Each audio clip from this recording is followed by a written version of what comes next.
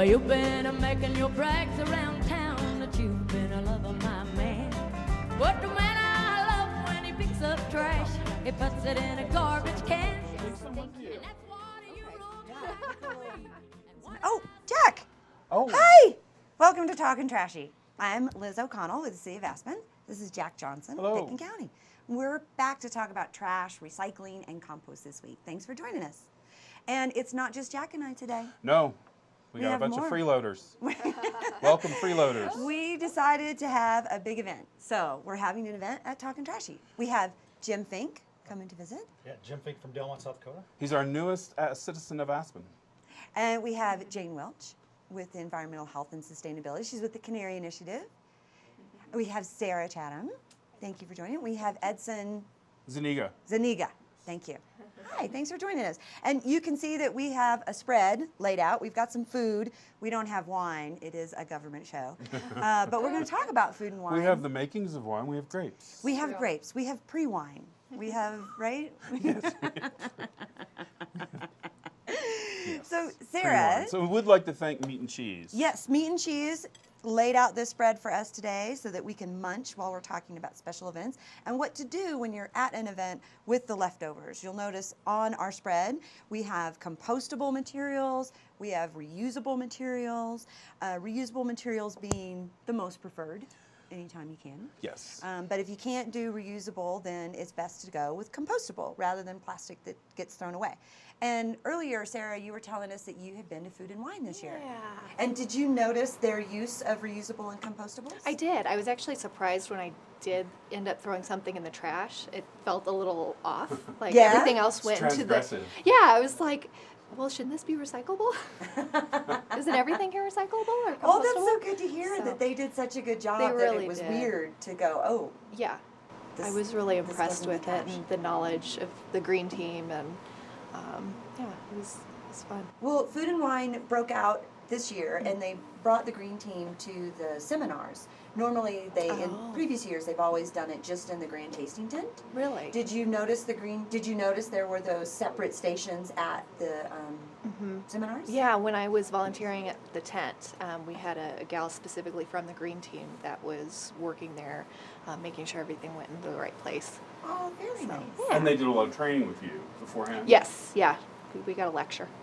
I like lectures. It was good. And did the training help? Do you think you could have done it without having that moment of them pointing out some of these things? No, I don't think so. It was nice to have somebody, because there was such a variety of utensils and plates and cups and everything. It was really helpful to have somebody pointing to where it needed to go. Awesome. Yeah. So, speaking of utensils, Jack, Yes. you've got some utensils We do that have some are utensils. similar to what they use at Food and Wine. Yes, this is a product called Bamboo, the Bamboo Company. They sent us these free of charge.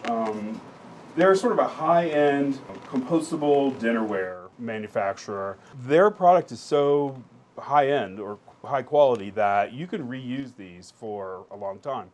I would think that they would be appropriate for some of our catering firms in town who do weddings and private special parties. events that they could, reuse them. But if something did get thrown away, it would be compostable. Yeah, which is ideal. I think so. and you've got some examples. I they sent do, us, and I yeah? highly recommend this company, Bamboo LLC, out of Portland, Oregon. I'll give you their address if you like, because now I know it, because I can Well, see I it. think we can put it on the bottom of the screen. We're going to put some ordering information if folks are interested. But they have compostable knives and forks and spoons, which are very elegant. They I think are. anybody would think that that was an elegant way to be served at a fine Aspen wedding. And I don't know what that is, because that's just too small. That's just too small for anything. It's a petty Well, look, for- I could put my little, there we go, You have a nice right? little I word put my little thing. Well, it certainly fits on there, and if you're a member of the borrowers, I suppose you're perfectly fine. But they have all sorts of different options, varying in size and shape. And there's another company that was at Food and Wine this year that we weren't able to get samples from called Verterra. And their compostable dinnerware is very attractive, and it's made from pressed leaves. So it has had very little processing at all. They just take plant leaves, palm leaves. They treat them with steam and they press them into these bowl and shapes.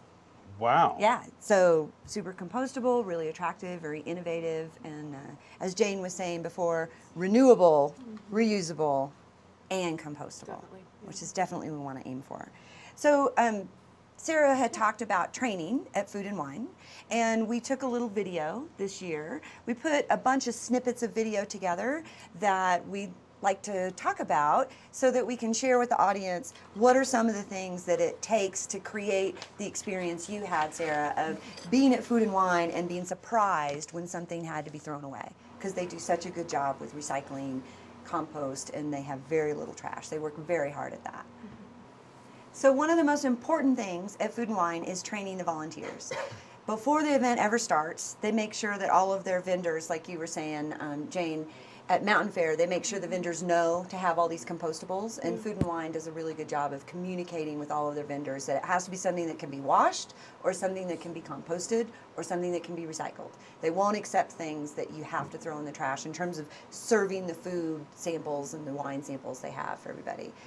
Can I ask how they go about that? I mean, do they have like a interview process, or do you have to submit your stuff or for a review committee? Or So they don't have a committee. What they do is they send out really specific guidelines. They say these are the things that are accepted. These are the places you can order them from. Anything else will not be allowed to be served. So then what happens is when they get on site and they're setting up for the grand tasting, Jeremy Fries, who's the person who does the training, Right. he goes through and he audits each vendor. Wow. And if you've got something that they don't allow, he says you need to go to the store right now and buy something that we allow. You cannot serve on this product. I And you have like, to take it home with you. because I'm a bossy boots. So Jeremy Fries is training all the folks at Food and Wine. You can see in this video. And what's really important, he's got all the volunteers gathered at the beginning of the day. He also has a waste station set up behind him. And here you can see he's holding up different items that all of those volunteers are going to see. And his assistant is showing the waste station that's got recycling, trash, compost, and talking about these are some of the things that you're going to see. This is how you know what goes into what container. Yeah, Sarah, you have a question? Yeah, no, I was wondering what the percentage is of trash to recycle, compostable. They have about an 84% diversion rate. Okay. So about 84% of what they collect in those tri-stations at the Food and Wine event are either composted or recycled. So they don't have the rule like Mountain Fair does, where everything has to be either compostable or recyclable? They do have that rule. Oh, they do. The vendors have that rule. Okay. But there's a number of things at Food and Wine, because it's such a large scale event, there's some waste that they can't avoid. Carpet is often ruined because it gets muddy, it gets wine spilled all over Or it. It's aluminum been foil. outside. Yeah, aluminum foil. The shrink wrap that comes on a lot of things. Oh, the metal twisty ties. There's a bunch of little stuff that adds up that they just can't get away from. Plus, some stuff makes it through. Jeremy, that we saw training here, he can't always get to everybody's stuff. So you can see he gives the volunteers time to ask questions. You'll notice they have a white bucket back there, and that is for them to put the liquid in, because when you have a big special event at the City of Aspen, it's really important to protect the grass. We want to protect the surface of the parks that Because we we have. pay a lot of money to maintain that do. surface. Every year, all the time. A lot of Yes. work, a lot of money. And ain't people your expect grandfather's the grass. No, and it's not heirloom grass. This is No. freshly grown each year. Yes. And so Chef whenever you for have a F&W. big event, one of the things we require you do is you empty whatever beverage you have into the bucket before you put it into the bags. You can also see that Jeremy has different types of bags.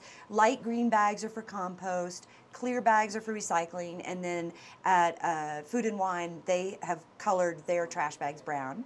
Here's a shot of Food and Wine that may look familiar there, Sarah. You can see it's a really large event. And then here's a waste station in action. And a lot of the Paddles. volunteers, the paddles are huge. Paddles are absolutely huge. They are, you notice how he keeps it covered, and then that way people can't throw it in the wrong place. And that paddle thing was a really recent innovation. They've only been doing it past three or 4 years, and they found that not only did it make the way stations more effective, but the volunteers enjoyed the experience more. They felt like the participants had more respect because they had like a crosswalk, stop. They could And slap 'em I away. think some do. Honestly, I think some of the folks in there will take that paddle and will reach down and be like, no, Slap you on the that wrist does if it not goes go the in wrong there. You place." cannot have that. I've been corrected in line before. Oh, exactly. Not there at that event, another one. But at other events where people say, and you'll notice that at one of the stations in that video, some of the volunteers have decided it is too hard for them to keep up with telling people, and so they just take it from them, and then they put it into the right container. I think that that's good for our diversion rate, but Yeah. probably not the best educational tool. Yeah, I Because if agree. you're coming from be somewhere not here, and we're expecting to sort of give you a different experience and educate you about something that you could take home. If we do it for you, then that's an opportunity lost. I think that's where you were headed. Yeah, exactly. And I just got there first. Yeah. You do that often. I know. It's Yeah. called stealing your thunder. It's a valuable service. Well, I appreciate that. So another valuable service is out at the landfill. Yes. They take all of that stuff that's collected in those compost bins. Yes, we do. Turn it into soil. Yes. And then this year they were able to use some of the compost on the potted plants Yes. that are used as decoration at Food and Wine. That's called closing the gap I in the like composting lingo. And it is an interesting thing that we do, and we hope next year at Food and Wine to increase that opportunity and make all of the soils and potting soils that the flowers are grown in to use our compost. And one of our new efforts coming this fall is the Scraps Expansion Program, That's which right. we've been talking about all summer in one way or another. And we have a new partner with that, which is the Woody Creek Distillers, who had a booth at the Yes, they Food and did. Wine event this year. And they're now going to use our compost, and they already bring us their potato water from the vodka production. So we're going to close Right. that gap too. That's amazing. I mean, And we're going to it's a really growing thing. I love that. We're going to grow the potatoes. Yes. Make the vodka. The potatoes are grown in Emma using our compost and then taken to the Woody Creek Distillers in Basalt, where it's turned into vodka. And the potato peeling residue and the potato water come to the Pickens County landfill for composting, and then the vodka that's made goes to places like the St. Regis or Food and Wine or all over the country, wherever they're selling their spirits, and that's called closing the gap. Love that. And I think Meat and We're- Cheese is another Yes. example of a local company. The food that we're eating here, they take from local farmers who often use the compost from Pickens County landfill. And then Meat and Cheese is one of our scraps partners. They will take the leftover food. I don't think we're going to have any leftover food, but in that strange fantasy world where people have leftover food, they compost it, and they compost the scraps. And like, I'm not going to eat this grape stem.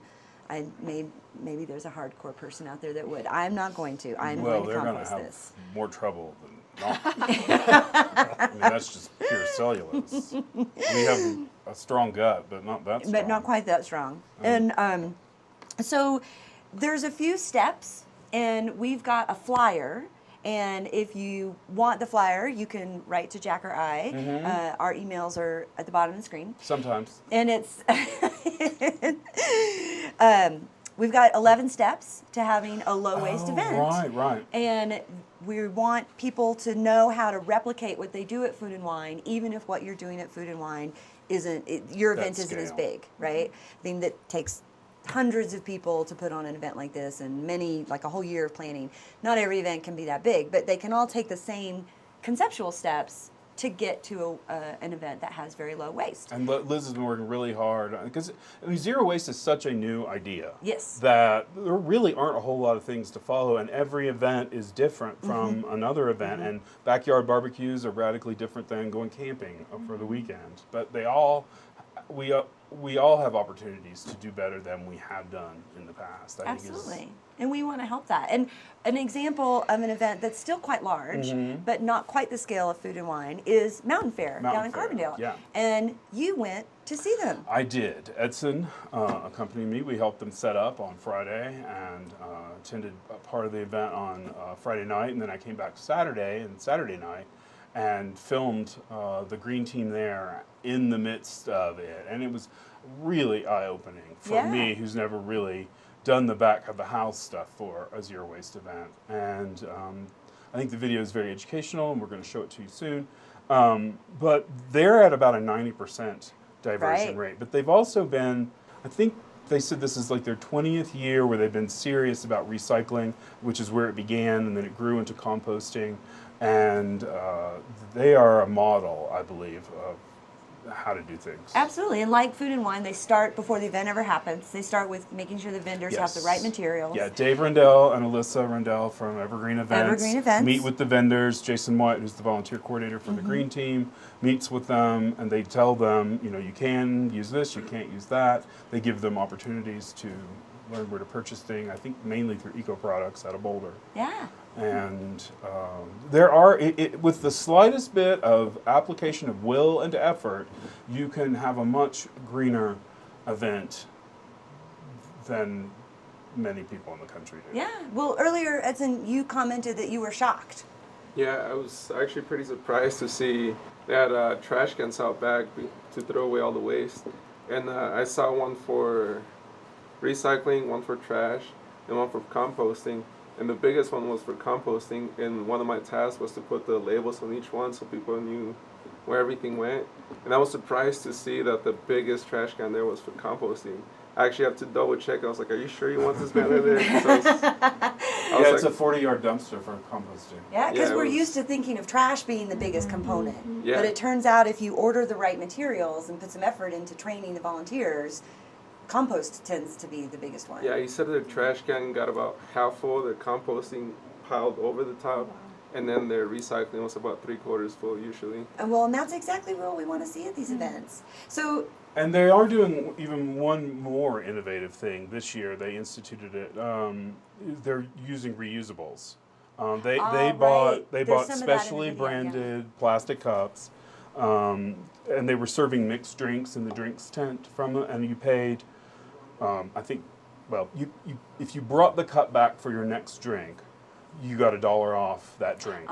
And then they were collecting them in a special sleeve at each of the tri-stations. Yeah. And then they had volunteers who were walking those over to the school where they were washing them in the afternoons and in the evenings in the commercial dishwashers in the school cafeteria. Oh, that's So they're being marvelous. really they're pushing their own envelope. Yeah, that took a lot of extra effort. Well, I would like to see the footage that you and Edson got of Mountain Fair and let the folks at home hear the people there speak about the experience. So here we are with the volunteer coordinator for the green team. He is the go-to guy for what goes on at Mountain Fair, recycling, composting, and landfill.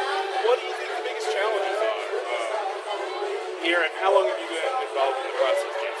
I've been involved with this about 8 years. Mark Weinhold, who you may have interviewed previously, him and I have been doing this and kind of evolving it, taking it next level, tweaking it a little bit each year. So 8 to 10 years, I'd say, for both of us. Probably the biggest challenge is that the markets and recycling and what is acceptable and what is not changes every year. It's a moving target. So you always have to change your education and outreach game. Yeah, and even within the fair it changes because we try to work with the vendors upstream to bring the right materials, but there's a lot going on in the world of purchasing things, and there's some stuff that's kind of greenwashing that you may or may not be legit. So you gotta have to say compostable.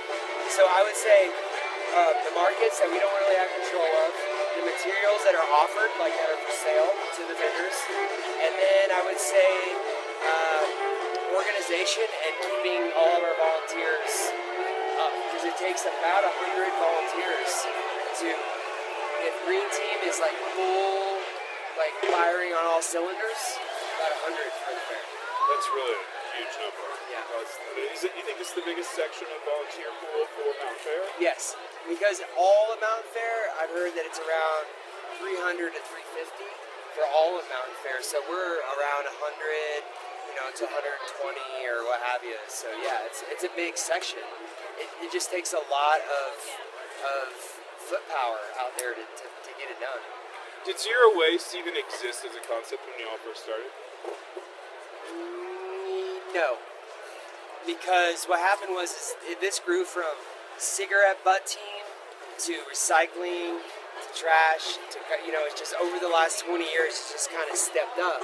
And Mark Weinhold was probably one of the first guys to kind of bring the compost element in.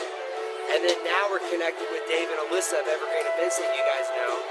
And they're awesome partners because they are wholesalers for all the eco products. So they're selling all the products to all the vendors locally, pick them up at the park when they get here, and they have an office at Third Street Center now. So they are kind of like the zero waste gurus. So I would say that was a long answer, but no, that zero waste like as a national paradigm. What do you think the biggest challenge is for Mountain Fair relative to recycle, compost, and trash? Education? Yeah. Yeah, getting people to pay enough attention to know what container to put things in, I would say. The general public and the volunteers too. The volunteers, I'd say after a short training, they're good. I think educating the general public is hard. It's hard to do. Having enough volunteers for each station, because if there's not a volunteer there, then people just throw whatever in the trash. So this is Nina. She's one of our volunteers. She makes it happen. Sometimes they still get it. People get confused. Is that the first year for this? Yes. It is. Yes. How's that work? We wash all the red cups that we get, and we get $1 for each red cup. So these aren't just going in. These go in green. Oh, okay. So how? Trash looks really good. So you just get a shot in there of how little trash. Yeah, there's like no Very trash. little trash. Yeah. That's perfect. How long has it been since the trash was empty? How long? It wasn't while you were here, so it's been at least 4 hours. And this is the compost. This was empty probably an hour ago. Yeah. That's excellent. So That's what we want. We want this to fill up. fills up fast. Yeah. You figured it out. So basically everything in the park and from the vendors should be compostable. So that's why we have so much compost. All the porcelain plates, some of the stuff. Thank you, sir. You're welcome. One of the vendors I've noticed apparently they give out plates that are made out of leaves. So I thought that was very interesting. They're going this Very expensive too. So, and it looks cool.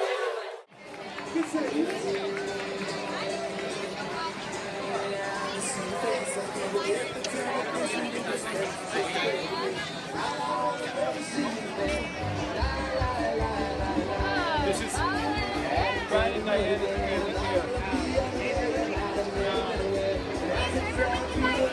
He's over there.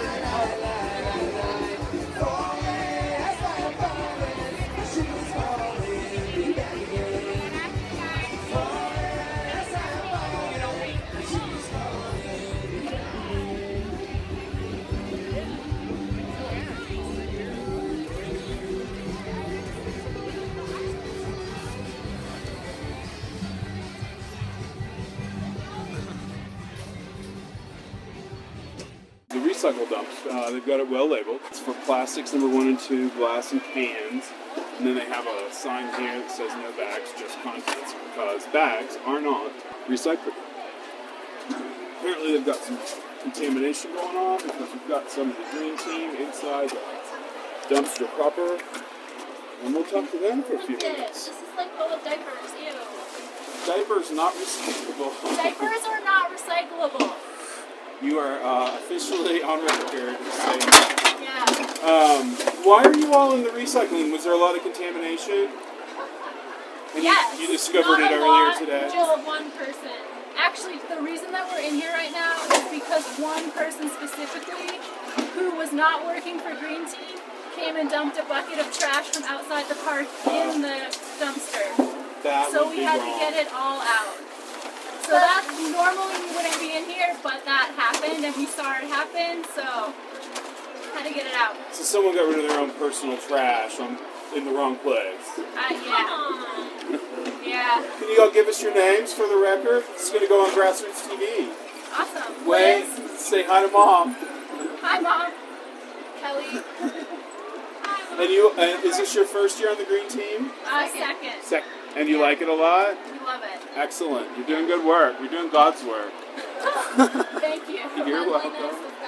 It's fun. Actually, it looks sort of fun. It's really fun. There are worse places to listen to a band from. Yeah. How often do you get to play in a dumpster? Not that I often. work in a landfill and I've never played in a dumpster. Yeah. Thank you. Thank you. So we just saw the recycle dumpster, and there's not a great deal of recycling there. That's probably because they use compostable cups, compostable dinnerware. They talk to their vendors beforehand about what they can and can't use to make it a zero-waste event. And they're really responsible, as you can see. The green team is actually in the recyclables, sorting through to make sure that the load doesn't get contaminated. And this is the compost dumpster. This is at least 30 yard, if not 40 yard. And it is probably half full to half full. And this one has bags in it because these bags are compostable. That pair goes to the shovel and expands the bag because of the bag. And this is the best use or reuse of this material. This material will make good soil amendments. It will not be buried in the landfill forever, taking up space and causing excess greenhouse gases. This is the most responsible thing that can be done with our refuse. And I applaud Mountain Fair and the Green Team's effort to separate out their compostable cups, their compostable dinnerware, their paper, their cardboard. Good work, Green Team. So we have Steve Child here, one of the Pickett County Commissioners, who has chosen to volunteer for his Carbondale community as a Green Team member. What made you come out today, Steve? You've been doing this a long time? I've been doing the Green Team for a long time at the Carbondale Mountain Fair, and I really enjoy it. He's a rock star. It can get really grungy, but it's a very essential public service, as you well know. I do know. Working at the Pickett County landfill. And the Carbondale Mountain Fair recycles and composts something like 90 or 95% of all the material here. A very small percentage goes to the landfill. I'm quite sure now that this is our most responsible event in the valley relative to landfill. It's a really interesting lesson for me to learn, and I think for the whole valley to learn from all the hard work y'all have been doing here. But thanks for your volunteer effort. I appreciate it. Yeah, give the Green Team bump. So, Jack and Edson, thank you so much for doing that down at Mountain Fair. Hope you had a good time. I did. I had 2 corn dogs. It's always a good day with a corn dog. And I wanted to be sure that we commend our partner in the Scraps program, Evergreen Events. Yes. Because they're a huge part of how Mountain Fair achieves that 90% diversion rate. That's true. And I need to thank my partner, Yes. Darren DeBala, for shooting the video, because he took time away from seeing the music to help us do that. And he specifically asked me to mention his name on TV. Hi, Darren. Thank you. Okay. So, not every event is as big as Mountain Fair. That's true. There Some are smaller. some events that are smaller. And an example of an event that we have here in Aspen is the Backcountry Marathon that also does what we've been talking about so far. They order the right stuff. They have volunteers manning the stations, not as diligently as you would have at Mountain Fair or Food and Wine, but still making sure that people are putting stuff in the right container. And the Backcountry Marathon took place in Aspen in Coat Park. And one of the things they do to keep their waste down is they serve all of their food in bulk. So instead of having like individual packets of ketchup and individual packets of mayonnaise, they have big bowls, as you can see in the photo, where they have everybody take the fruit and the condiments all from shared containers, right? Have you guys ever seen that at other events? Is that something special to Aspen events? I've actually seen it before. I've seen orange peels. Not orange peels. Orange slices when you do like marathons and stuff. Kind of like rehydrate you and stuff. But yeah, it's served in big containers, and there's volunteers with gloves handing them out, so you're not digging your hand in there. And Perfect. Contaminating things. Yeah, you do Yeah. have to be aware of hygiene when you're serving stuff in bulk.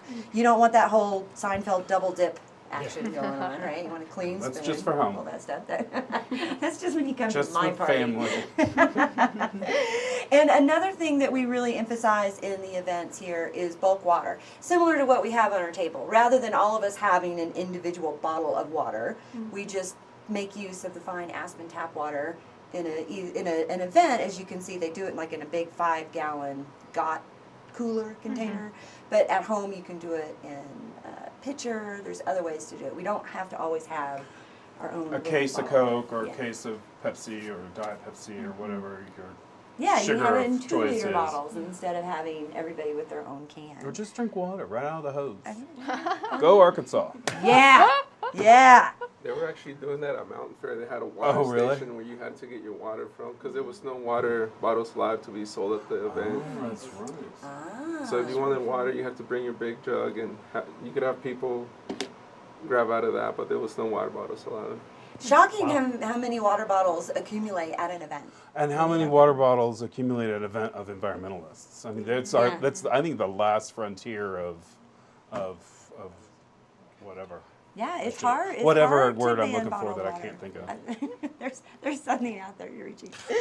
So we saw the fancy tri-stations, and when I say tri-station, I mean, you know, a waste station that's got a trash, a recycle, a compost. But at the city of Aspen, we loan wire bins for people to use at special events. And you can see at the Backcountry Marathon, they were using that. And in this picture, you'll notice there wasn't an attendee right there.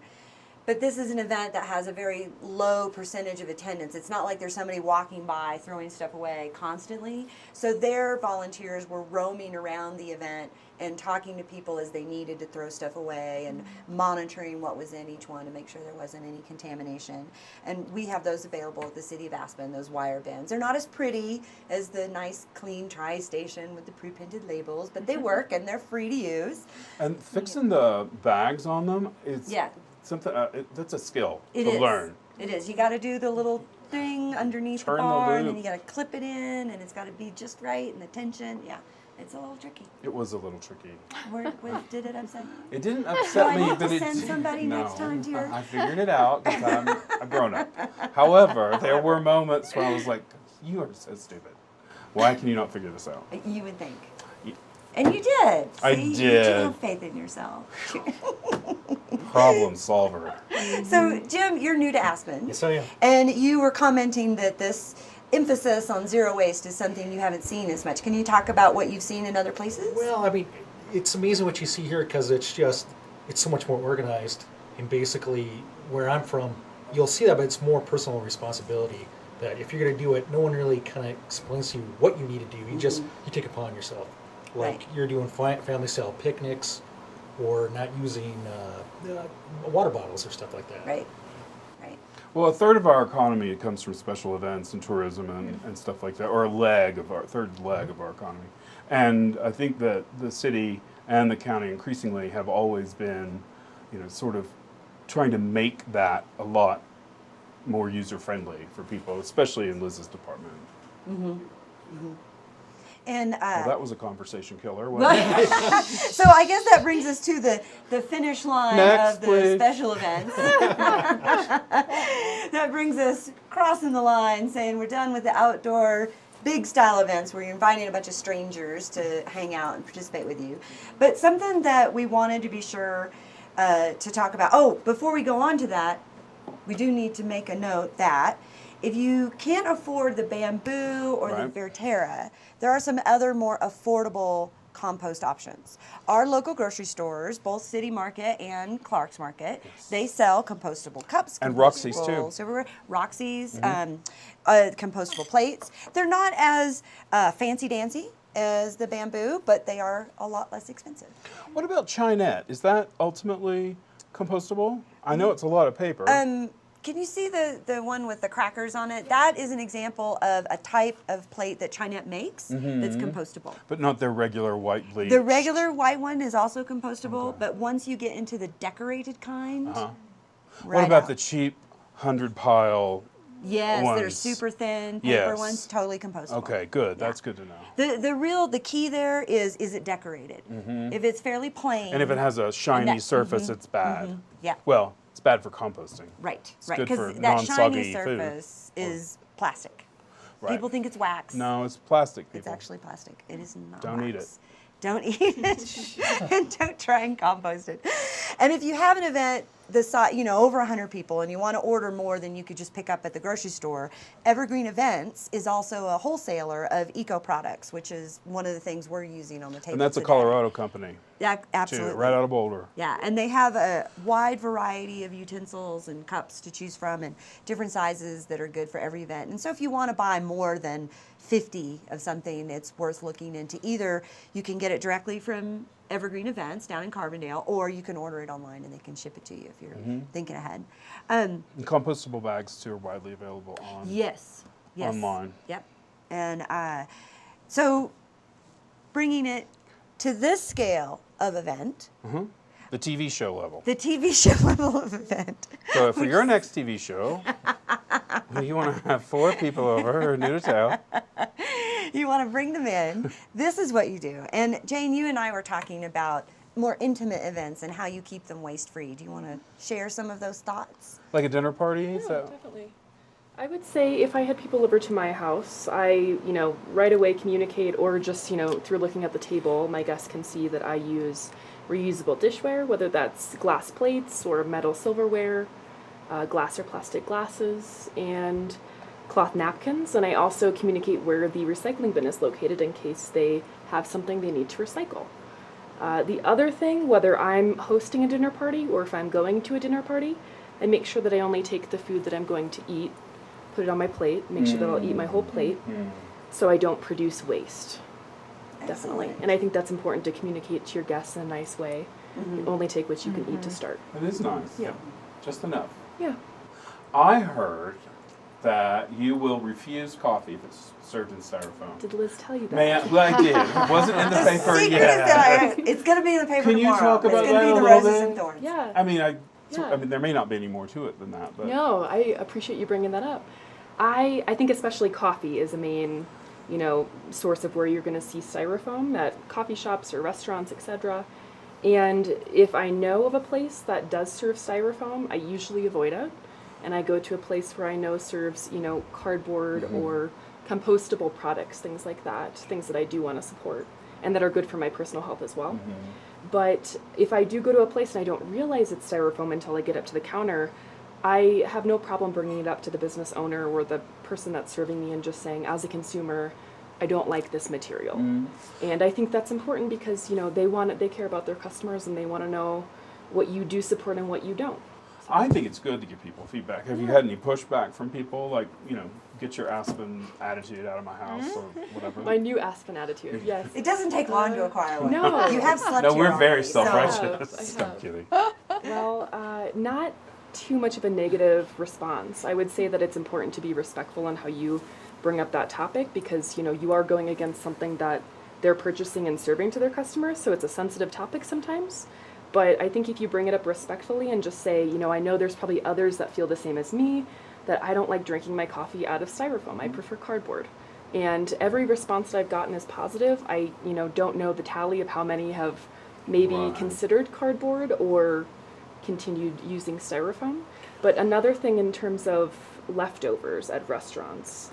So I think it's important to bring your own reusable container, but restaurants that do offer cardboard versus styrofoam is awesome, and I think it's good to bring it up to the restaurant and say, I appreciate you doing this, and I've done that before, and they're really happy with people bringing it up because you get the response of, that's why we made the change. It was an environmentally conscious decision.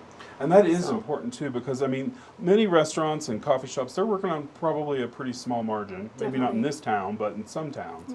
And it is more expensive to buy a takeaway container that is compostable or made of cardboard than it is the polystyrene. And I've heard too that they don't yet keep food as warm. I don't personally keep an internal. I'm taking it home. I know it's going to end up being cold. I don't really care how quickly it gets cold.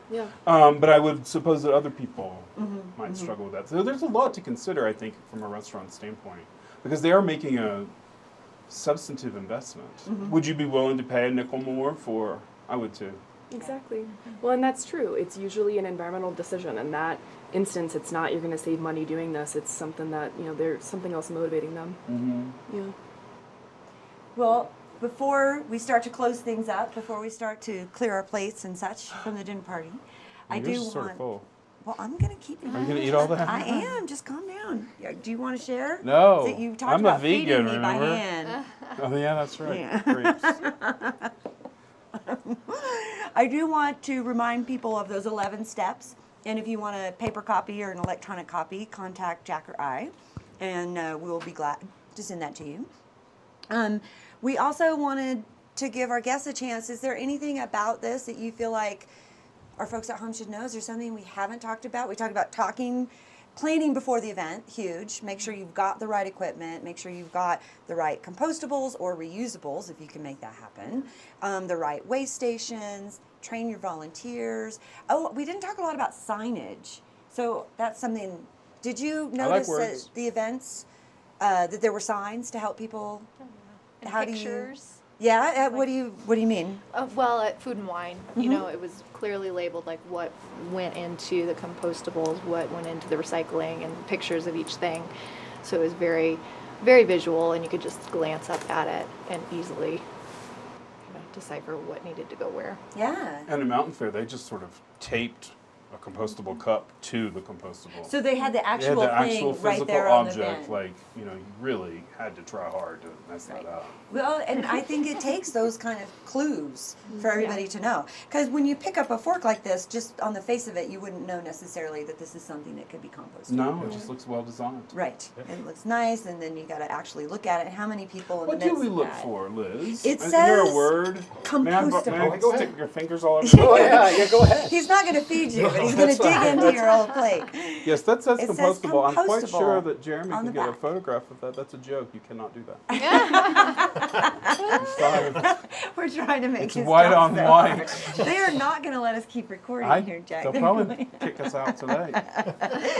So signage is important, and anytime you can have the actual item right there, so that as your attendant at the participant in the event is walking up, they're like, oh, this is that. It must go there, right? That's helpful. And having the people stand there is huge, like you guys were all talking about.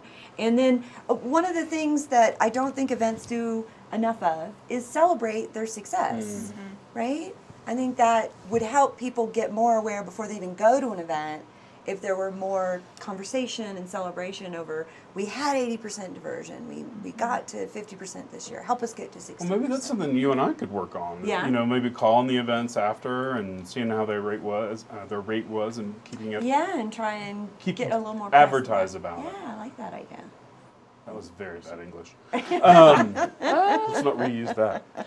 So, yeah, I think that's a good idea. We could help them get their word out, maybe through the show or something.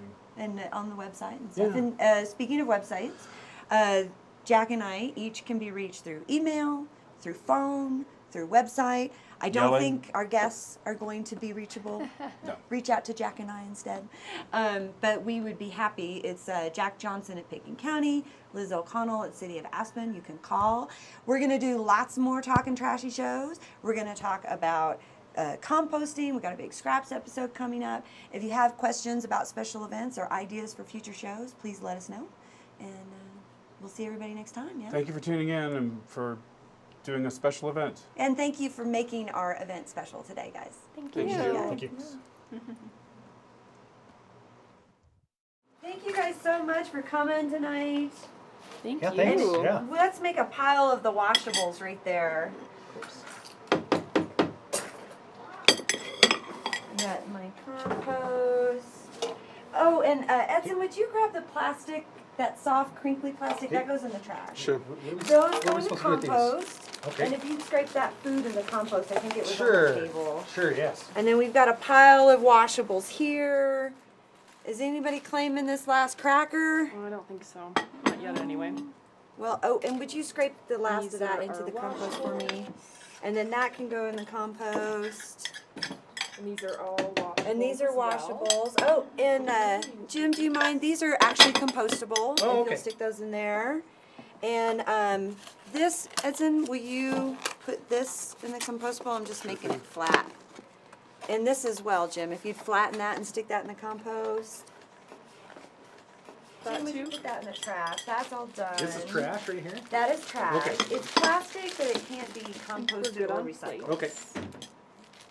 And where would I get rid of something like this? That is actually not compostable. Is it recyclable? It is, I believe it is trash, unfortunately, because it's lined with plastic. Yeah. So this is in the trash. Okay. Thanks for asking. And that's compost. It could be recycled, but let's put it in the compost. And that's compost. Okay. And those, I know, right? That's one of those What are we supposed to do? innovative What are we things. supposed to do with these? They're compostable. You can see Why on is the that? side it says compostable. It's made from corn. Ah, So if you nice. stick that in the compost bin, that would Yes. be great. And then this in our washables pile. Those are both compostable. This is compost. And then I think the rest we're going to package up and take home. Well done, everybody. Thanks. Thank you for lunch. Thank you. Yeah. Well, you've been making your brags around town that you've been a lover, my man. But the man I love when he picks up trash, he puts it in a garbage can. And that's what you look like to me. And what I see is a pity. You better go. Picken County Landfill conserves our environment and extends the life of our landfill through innovative, sustainable methods. They offer educational programs on recycling, composting, and more. Picken County Landfill. We handle it. More at landfillrules.com.